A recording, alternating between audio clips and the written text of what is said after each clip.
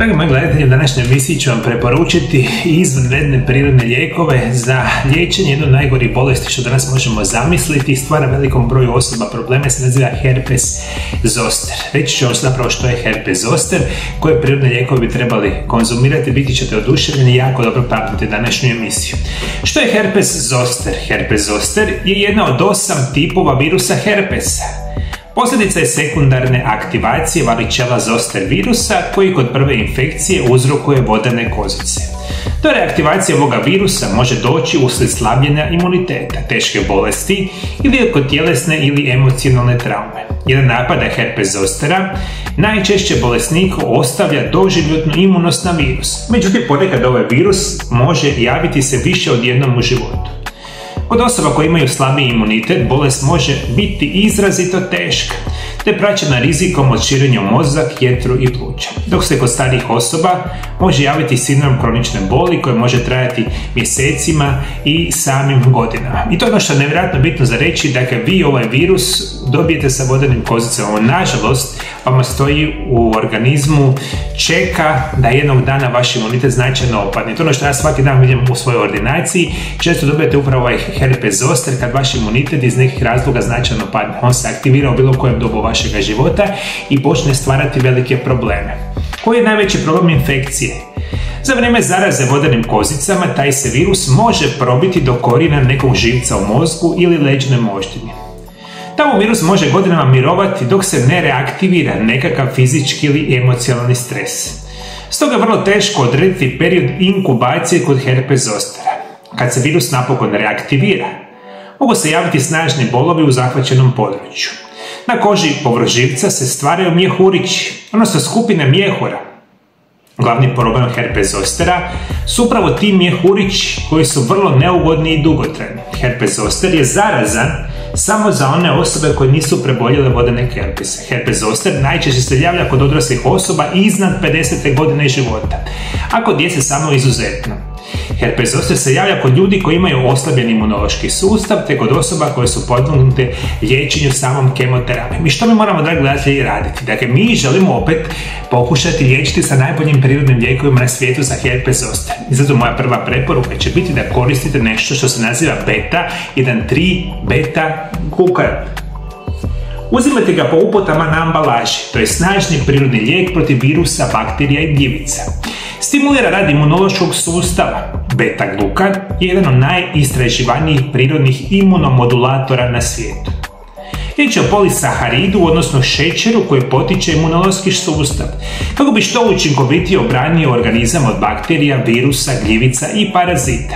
Beta-glukan pozitivno utječe na zdravlje srca, regulaciju šećera u krvi i jačanje imunološkog sustava, a koristi se kao dodatna pomoć u liječenju brojnih bolesti. Prirodno se ne nalazi u ljudskom organizmu, stoga je potrebno uzimati ga kroz hranu ili ovalnu obliku dodataka prehrane. A kod pojedinih stanja može se nanositi na kožu ili intravenski kroz infuziju. Beta-glukan se najčešće koristi za potporu imunološkom sustavu, pogotovo u riječi o osobama koja ima izuzetno oslabljenu imunološku funkciju. Ako ste me pratili malo prije, moji dragi gledatelji, govorio sam vam da vama će herpes zoster doći kada vaš imunitet značajno slab iz bilo koje situacije. I kada uzimate beta-glukan, zapravo beta-1,3 dakle glukan, možete ga kupiti u obliku dodataka prehrani, bez problema, u obliku kapsula, sada odmah u dućanima zdrave hrane. Uzimajte ga, vaš imunitet će biti značajnije bolji i ovo je prirodan lijek za smanjivanje rizika od ovih svih bakterijskih, virusnih i gljivičnih infekcija, kao što je varičela zoster. I izvanredan prirodni lijek. Moja druga preporuka će biti L-lizin. Uzima se 1500 mg dnevno na prazan stomak. Pijte ga sa vodom ili organskim sokom. Nikako ga ne uzimajte sa mlijekom. Moja preporuka je da ga uzimate sa vitaminom B6 i to 50 mg i vitaminom C 100 mg. Što je lizin i kako djeluje? Lizin je esencijalna aminokiselina, što znači da ga tijelo ne može samo proizvesti, te ga moramo unositi kroz hranu ili dodatke prehrane. Bogati izvori lizina su meso, mliječni proizvodi, jaja, riba, soja, grah, spirulina. Lizin ima ključnu ulogu u sintezi bjelančevina i kolagena, a također pomaže u stvaranju enzima, hormona i antitijela. Djeluje kao koenzim A koji potiče proizvodnju energije. Lizin se može koristiti kod simptoma stresa, tjeskobe i lošeg raspoloženja, zbog čega se često preporučuje kao dodatak prehrani. Lizin pomaže u očuvanju zdravlja zglobova i kostiju.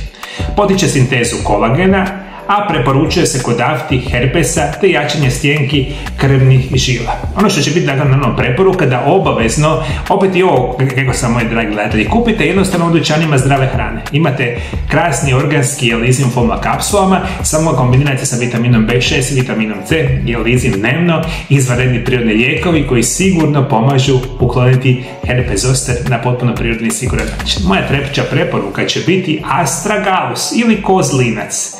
Rod je mahunarki koje rastu po cijelome svijetu, a zbog svojih pozitivnih djelovanja na ljudsko zdravlje pronašlo je svoje mjesto u tradicionalnoj kineskoj i perzijskoj medicini. Korijen astragalusa se koristi kao lijek, najčešće u prahu ili kao tonik. Danas se astragalus kupuje u dućanima zdrave hrane, u obliku kapsula, tableta, tinktura, čajeva i krema. Standardizirane doze astragalusa nema, ali postoje razlike u dozama, ovisno o dobi, zdravlju i povijesti pojedinca. Čaj od astragalusa. Sastoji se jedna mala žlica suhog korijena astragalusa, 250 ml vode. Priprema. Korijen astragalusa stavite u vodu i kuhajte 10 do 15 minuta. Procijedite i možete dodati recimo kasnije kad se malo čaj ohladi, malo soka od limuna, malo recimo meda i pijete čaj od astragalusa. Njega možete piti 1 do 2 puta dnevno i konzumirajte ga recimo 15 dana, zaredom 15 dana pauze. Ovo je čaj od astragalusa, a možete kupiti i kapsule, recimo interesantna informacija da možete kupiti od astragalusa nešto što se nazivaju tinkture. Znate, samo one male bočice, tekućine, gdje imate krasan oblik astragalusa u alkoholu i vi kad kupite recimo tinkture u recimo 100 ml vode dnevno konzumirate 30 do 60 kapi astragalusa. Samo se nakapa u vodu, promiješa se pije se dnevno. Dakle, vi sami tu odlučujete koji su za vas zapravo prirodni lijekovi mogu vam pomoći. Jeste me zapamtili, moji gledatelji? Za današnju emisiju želim da zapamtite 3 čudesna prirodna lijekova za sprječavanje herpes zostera, da će biti beta-1,3 glukan, biti će nešto što se naziva astragalus i naravno obavezno ćete koristiti nešto što se naziva Lizin. Sve dodatke prehrani super jednostavno kupite u dućanima zdrave hrane. Moji dragi gledatelji, ako vi znate kakav prirodni lijek koji je pomogao vama u rješavanju ovakvih problema, komentirajte, pišite dolje ispod video zapisa, nemojte se stidjeti. Veliki broj osoba čita ove komentare, pa ako nekom možete pomoći, pomozite. Moji dragi gledatelji, htio bih vam još reći neke prirodne lijekove koji pomažu kod samog herpes zostera. To možete pogledati u ovom sljedećem video zapisu ovdje. Hvala lijepo što me pratite, moji dragi gledatelji. Bog vas blagoslovio kao je Bog vas blagoslovio i vašu obitelj. Vidimo se drugi puta. Lijepi pozdrav.